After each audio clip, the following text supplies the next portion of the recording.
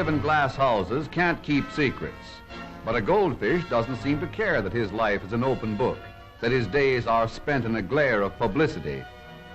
With fish below the ocean, it used to be a different matter. Deep in the ocean, a fish could feel safe from prying eyes. And now all that's been changed by underwater photography.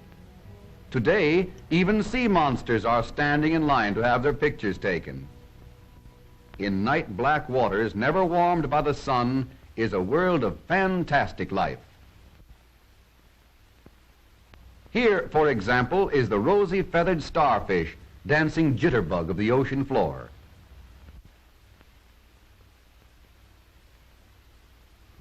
Another queer creature dangles little fishing lines from his body to attract and to catch smaller bits of submarine life. The beautiful girdle of Venus is almost completely transparent. Many of these deep-sea citizens have never before been seen in their natural form, because when they are taken suddenly to the surface, they explode. The reason for this is that the fish have built up tremendous pressure inside to balance the pressure of the water outside. This outside pressure is, of course, due to the weight of water above. 2,000 feet down, the fish have to sustain a force of almost 1,000 pounds on each square inch of their skin. The deeper the water, the higher the pressure. A fish would have to resist a water pressure of more than 7 tons on each square inch in order to live 6 miles down in the deepest part of the ocean. Just imagine holding 2 elephants on one finger. Suppose we were to live on the bottom of an ocean. How would we feel under pressure?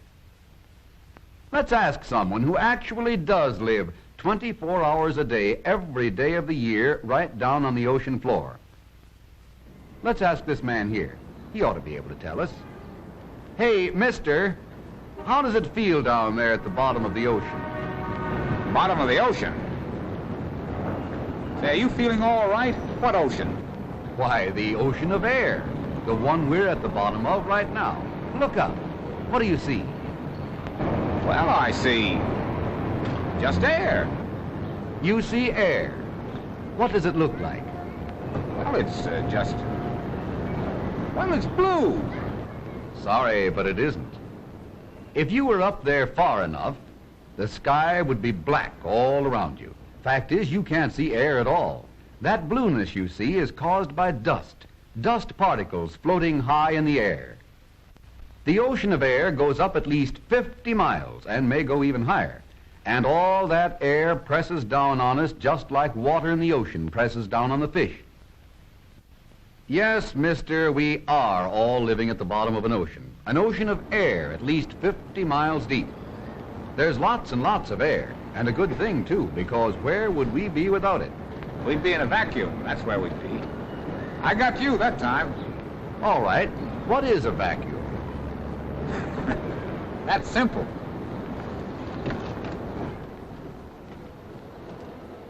A vacuum's the stuff that runs these windshield wipers. Oh, it is it? Well, just how does it do it? Why,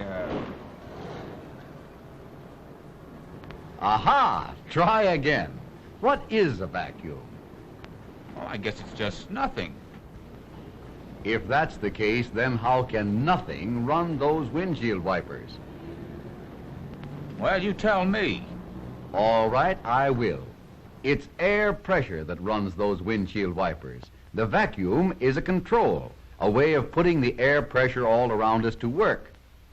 How do you suppose, for instance, that you breathe? Well, I just pull the air into my lungs. It's simple once you learn the trick. I've known how ever since I was a baby. Sorry, but you're on the wrong track again. You really use the same principle that makes the engine in your car breathe. Makes my car breathe? Sure, your car uses vacuum control to make the normal air pressure all around force the air and gasoline into the carburetor and the engine. This is how it works. Each of the 6 cylinders in your engine acts as a pump, just as your chest muscles do. When a piston in the engine moves down, it makes more space inside the cylinder. A little smoke will show how the air rushes in to fill that empty space, with all the weight of the ocean of air behind it. So that's the way you and your car breathe.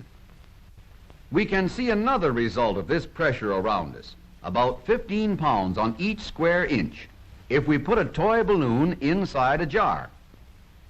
We can add a little smoke to make the movement of the air in the jar visible. Now, if we connect the jar to the vacuum inside the engine, we can take most of the air out of the jar. That takes the pressure away from the outside of the balloon. Then the air inside the balloon expands and makes the balloon bigger. Remember, the fish would explode if they were taken up where the pressure is low. Now, here's a way we can get this air pressure all around us, squeezing in from every direction with a force of 15 pounds on every square inch to do work for us. We can connect a small chamber to the engine vacuum.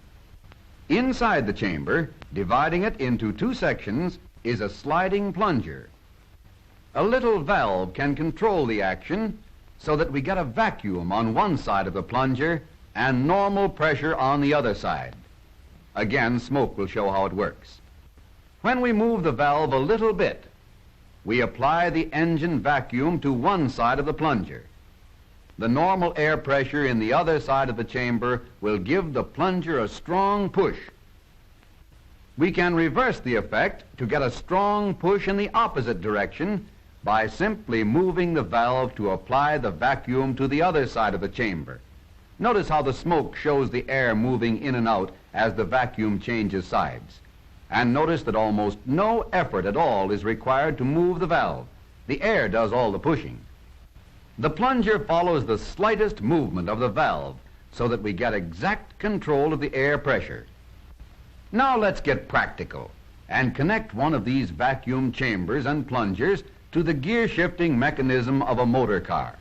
Then we can operate the valve control with the gear shift lever. Of course, by using more effort, we could shift gears without the help of this control.